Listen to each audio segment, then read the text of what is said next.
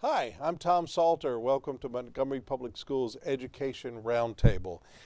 Stephen Wright's a comedian, and he said one time, "It's a small world, but I'd hate to paint it." And he's right, but it's a small world in education too. And my guest today is Dr. Vernet Nettles, who I've had the pleasure of working with on more than one occasion in more than one spot. So we're going to find out what she does for Montgomery Public Schools and its children and its staff. Good afternoon, evening, or morning, whatever time they're watching this. How are you? Good afternoon. All is well. Good, good, good, good. Dr. Nettles and I were both employed by the Mobile County Board of Yes. Education at the same time, at least 100 years ago, back when they still cell phones were still the size of small suitcases. I think it seems like that wasn't that long ago anyway. You've been in Montgomery for. I have been in Montgomery since 2004. Okay, so for about 14 years, about the same as me. Yes. Yeah, roughly Yeah. same as me. That's great. Well, let's talk a little bit about Dr. Nettles. How did you get to be an educator, what was your journey to Montgomery? My journey to Montgomery. Mm-hmm. I have wanted to be a teacher since I was in elementary school. I always wanted to do what my first grade teacher had done for me, which was to teach people how to read. So I've always wanted to be in education. So I started my journey at Xavier University in their undergraduate program in Louisiana, and I received my master's in Mobile at University of South Alabama. So that was very exciting to be back home and to work at home while I was getting my degree. I started in the school system, and I worked in that school system until just about 2004. I worked at Adams Middle School, worked in the school as a secondary English teacher and reading teacher, worked in the central office as a Title I, they called them resource specialists, Right. and worked to help students and receive programs that were beneficial to them in language arts, in different areas, but really the Title I program provides funding in schools that provide that extra support that regular funding does not always provide. And so I did that for several years, worked on my doctorate with Nova down in, as a satellite place down in Florida, received my doctorate while I was here in Montgomery. But when I moved to Montgomery in 2004, I worked with the State Department and traveled with their compliance department until I lovingly joined Montgomery Public Schools in 2008. And we're so glad to have you. We certainly are. I was so glad to have come. I really was glad to come. Well, it's so good to have people that have your skill level and your love for learning and teaching, helping us. And what you do is very different than anybody else in the whole school system.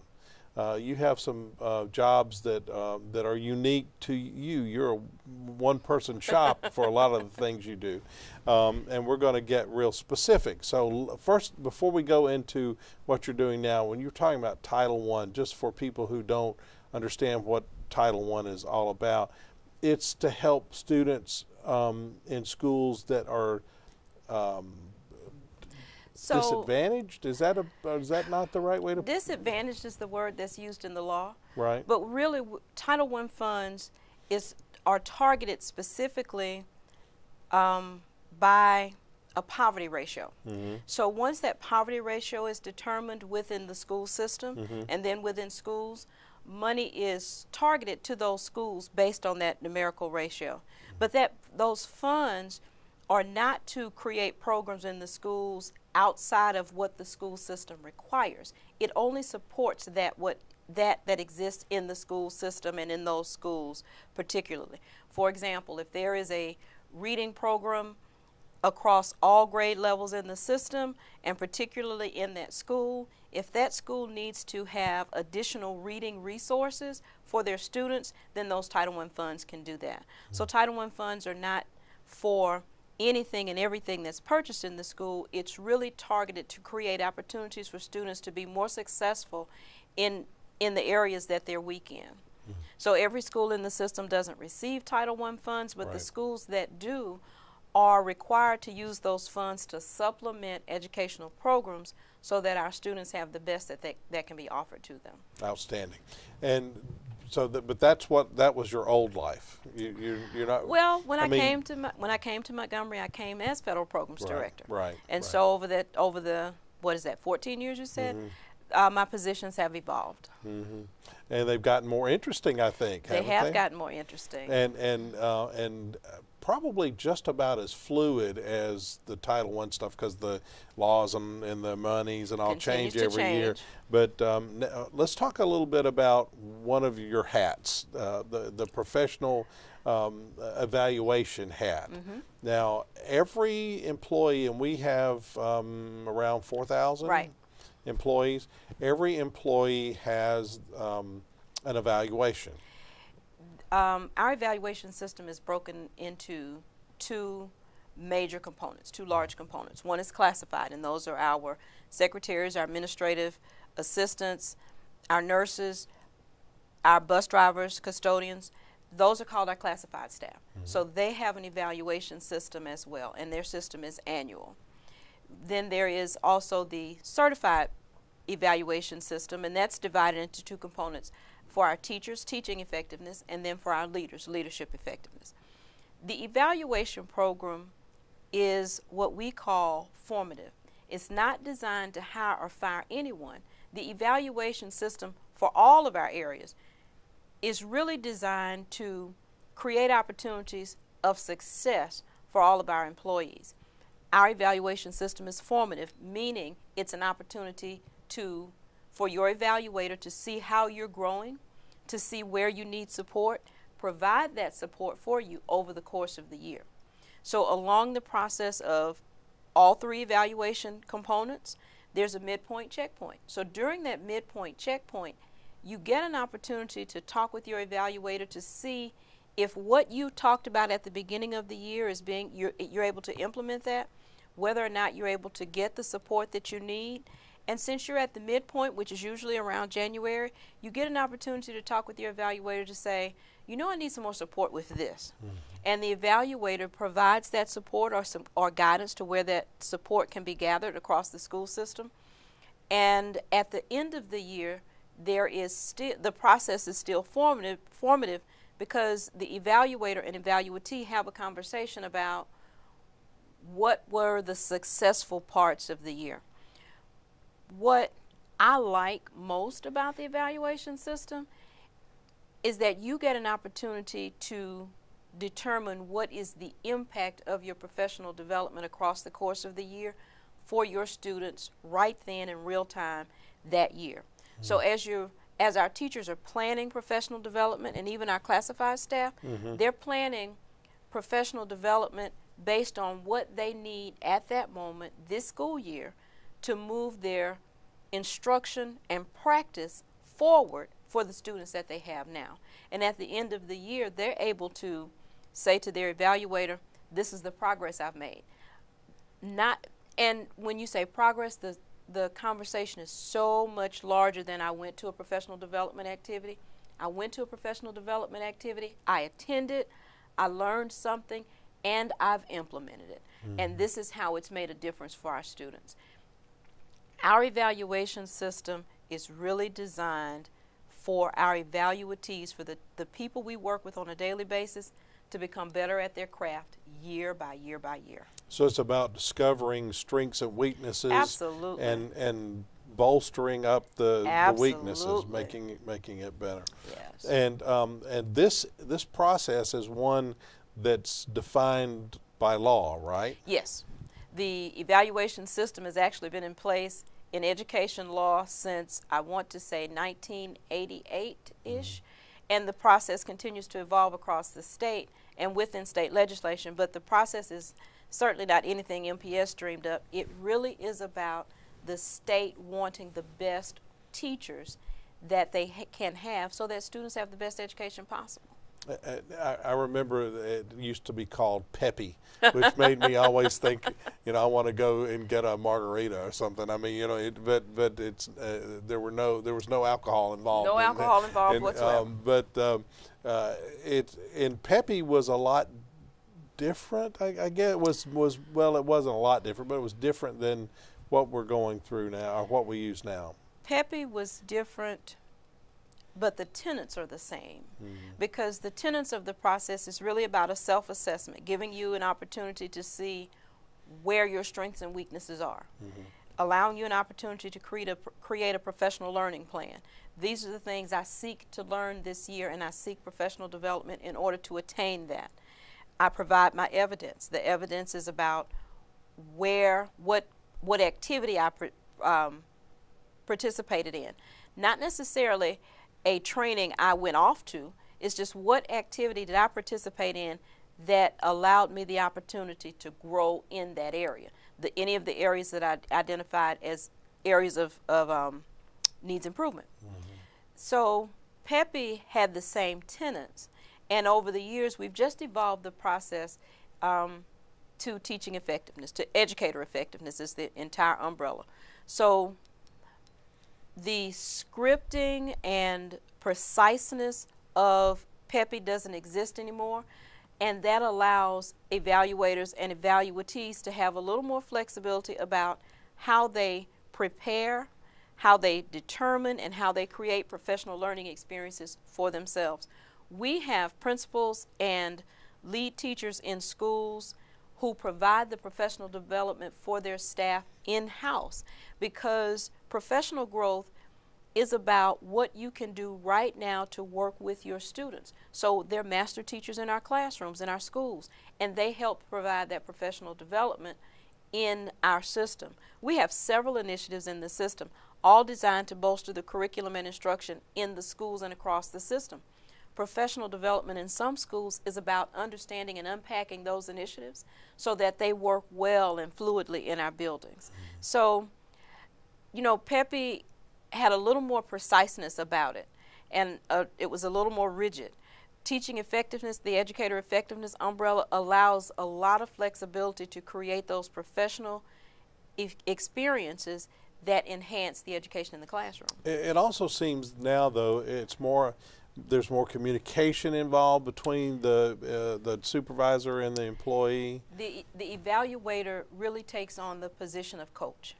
Counselor, almost, yes, yeah. That makes such a difference when the evaluator, and it's usually the principal or assistant principal, is right there alongside the teacher in that classroom, in those professional development sessions, in those team building sessions, in the grade distribution conversations that we have.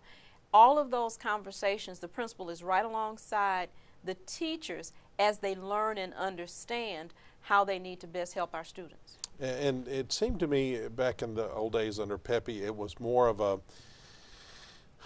I don't want to say it was a adversarial kind of thing, but it under the current system, it just seems to be more friendly and conversational. It's not that you don't have to address the things that need to be done, because you do, but it's done. It seems to be done in a way that's more encouraging and less. It is more encouraging, and it is less punitive. It is more encouraging. What I think is one of the better values of the process is our leaders, our evaluators, are almost pushed further into the role of instructional leader. So a lot of times our principals, our leaders, find themselves doing a lot of management, but with the educator effectiveness process, they actually now have to be more focused on the curriculum, because they want to see how that curriculum works with our students and teachers. So the relationship is really different from Peppy, because now our focus is on growth. And there's more self-evaluation. There is more, absolutely. You get an opportunity to see where you find your areas of weakness to be and how you want to grow. One of our schools several years ago, as we rezoned an MPS, one school received more EL students. So their professional... That's English language learners. Yeah. And their professional development as a school was to focus on those students and create opportunities for the teachers to learn best practices and best strategies to teach those students. And I don't know that that was always an opportunity under Pepe. Well, under the self-evaluation too, you sit down and you say, okay, I think I need to improve in this way and this way and this way. Right. But then your supervisor may come in and say, well, you're being hard on yourself. You actually are pretty good in this area, but you're right about this area. So it's an opportunity for the employee, if you will, or the evaluatee. To I can't say that word, so not without getting stuff on my tie. The evaluatee to do some soul searching. Yes. That's great. And that year they all decided with that soul searching, but that the best way to serve those students was to create best practices for their right now adventure. That's great. All right, so that's one of your hats. One of your hats. Okay, one of your other hats is has to do with our accreditation process. Accreditation. Yes, indeed. It's been in the news. We've been up and down about what's going on, and we've been working very hard to make sure that we still have our accreditation. And this is not something that you just do once and then you stick it in a drawer and forget about it. Absolutely not. Absolutely. The accreditation process is really a 5-year turnaround. And for MPS, it's been a 7-year turnaround just because of some of the adventures we've had over the last few years. But the accreditation process is a continuous improvement process. It's an opportunity for every school system, just like the evaluation process, to self-assess, to see where we are as a system, to see what our practices are, to see how well they're embedded in our culture as a school system, and where we need to make changes. Any continuous improvement process really focuses on seeing where you are, evaluating whether or not those practices are working, determining whether or not those practices need to be either ramped up, bolstered, or eliminated. And then once you make those decisions, you recreate your plan based on those decisions, because everything is based on data, and then you start the process over again. With accreditation, although the accrediting agency comes once every 5 years, the continuous improvement process is annual. It goes on every year. Every year we have an opportunity to see how we're moving forward and how we're not, and then what things we're going to keep as we move forward with that momentum. Continuous improvement, the advanced ed journey really is focused in 3 areas. And advanced ed likes to say, that's my 3:30 alarm. Advanced ed likes to focus on 3 things: initiate, improve, and impact. And when they focus on that, they want to know whether or not you've initiated a practice, whether or not you can create that practice, implement it, and whether or not there's any quality of implementation in that practice. The next thing they want to know is whether or not there's any impact. Are these practices embedded in the culture of MPS? Are we creating practices that make a difference? Is there any follow-through with those practices? So we initiate them. Is there any improvement? And then the last thing is whether or not there's an impact. Have we done anything that makes a difference in the lives of our students, in the lives of our employees? Our primary focus is whether or not our students can achieve, but in order to do that, we also have to focus on the teachers and those practices that move that process along. And the accreditation process looks at all of those things. So basically, accreditation is a lot like the personnel evaluation that we do as individuals, except it's for the entire school system. Absolutely. We really are enjoying the process this year. It is a lot Enjoy, is that really yes, the word? Okay. That is the word I want to use. Okay. All right, we'll let you. Because we have had to do some soul searching as a system to see what practices we want to let go and what practices need to be improved upon, how we need to look at ourselves in a different light.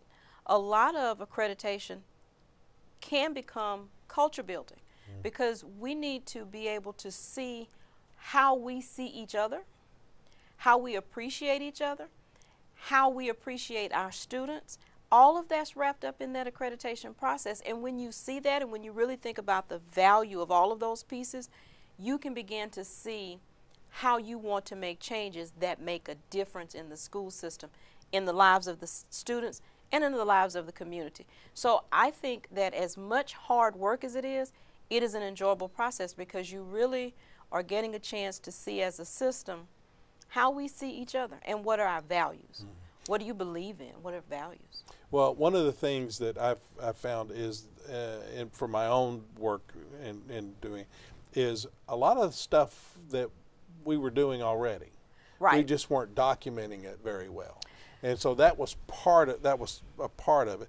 I mean, you're 100% right. There are lots of things we're looking at and reevaluating and saying, is this the best thing to do for kids? Right. Is this the best thing to do for the faculty and staff? Are these the right practices? Looking at our policy manual again, my Right. goodness, we went from 5,000 pages to about, I don't know, 300 or something. It's an inch and a half binder now. Yeah, it's not as bad, and you can find all that online, by the way, at www.engageeducateinspire.org if you want to see our new policy manual. But it has been a very productive, if not enjoyable. Process. But it really is. For instance, one of the things one of our priorities was a communication plan. Well, we've Right. had a communication plan for more than 10 years. I just didn't do a good enough job of telling people we had a communication plan. So when the folks came to talk about it, they didn't realize we had one, and so that became an issue. So it really is a combination of doing a better job of documenting and also reevaluating some of our practices. You have a potted plant in your office? No. You should. Well, I think it's plastic, and that it'll live much longer. It'll live that much way. longer. Yeah. But think about a potted plant. Right. A potted plant grows for as long as it can in that small pot. Right. But when you take it and put it into a larger pot, it begins to revitalize itself, and then it grows and begins to flourish. That's where we are with MPS and accreditation. We've been in a pot, and we've been doing what we thought was the best practice.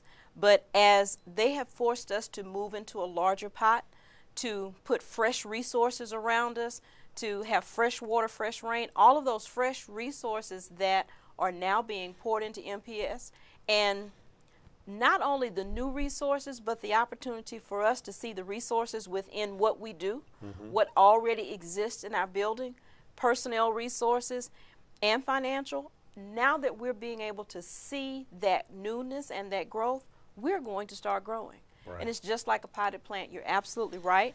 A lot of things we have been doing, but we needed to do them to fidelity. We needed to do them with integrity. And we needed to be able to move forward in MPS collectively. And this accreditation process is allowing us to pull back layers and see some of those gaps and then begin to move us forward collectively as a unit. And it's also systematic. Has to be. Yeah, which is something that sometimes we lacked, because we were doing some stuff, but we were kind of skipping a few steps. Right. And so this forces us to look at the details and making sure that we've. Right. Well, we've got a couple minutes left. What Oh, other wow. hats do you wear? You know, my first thought is wherever they need me, I will go. And you do that. I tell you, that is really something that in all the years I've known you, you've always been willing to jump up and do what needed to be done, whether it was A, B, or C, or a combination of all of them. And you continue that. We're very lucky to have you. When you come to work in the morning, I mean, because you do wear so many hats, what's the first thing you do? Sit down in the chair, breathe, look at the calendar, and see what's up for today. I got you. And if that doesn't work, I just listen for the voice that calls me, and somebody will call and say, go to. Whether it's an email or whether it's Absolutely. Yeah. Well, I know, that, for instance, on this particular day, you led some leadership meetings where you're talking about all the things that we've been talking about, and then tomorrow you may be meeting with a particular principal or particular supervisor to work on? I do a lot of side-by-side support. Right. And that's really important. The evaluation system and accreditation has so many moving parts, it's easy to get lost in the process. People say I'm a man of a lot of words and woman of a lot of words, but I take that opportunity to outline as best I can the direction you need to be moving in. So sometimes it seems like a lot of words and people get lost in that, but I do a lot of side-by-side support just so that we're always clear about what needs to happen. Well, you know, Billy Graham, who I think somebody would say had said a lot of words, but a lot of good words. He used to say when somebody asked him how was he such a good communicator, he says, "I tell them what I'm going to tell them. Right. I tell them, and then I tell them what again. I told them." Yeah. So you know, sometimes you have to have a lot of words to make sure that the message gets across, especially when it's something that. Forgive me, is a little bit dry, like evaluation and My accreditation. feelings might be hurt. I'm sorry. You know I love you, and I didn't mean that in any way. But it really, I mean, you know, one man's passion is another man's snooze time. So you have to really, but you do such a great job of explaining it and helping us understand the importance of those particular items, whether it's advanced ed accreditation or whether it's our personnel evaluations. It's all tough. I believe in the reality that children are our best resources. And in order for children to maintain that life and light in them for our future, especially for the future of this community, we have to have good teachers who are looking at all of the processes and looking at everything so that they can be successful for our students. So if coming to sit side by side with a principal or teacher or work with them one-on-one is what they need in order to get the end result, which is success for our children, I'm on it. Well said. Dr. Vernet Nettles, my friend and colleague for all these many years. Absolutely. Thank you so much for being with us today. And we appreciate you taking the time to be with us. And of course, if you have any questions about what you've heard today or Montgomery Public Schools, you can call us at 334-223-6700 or go to our website, engageeducateinspire.org, and click on the little contact button and you can send us an email. Until next time, thank you again for joining us and have a great day.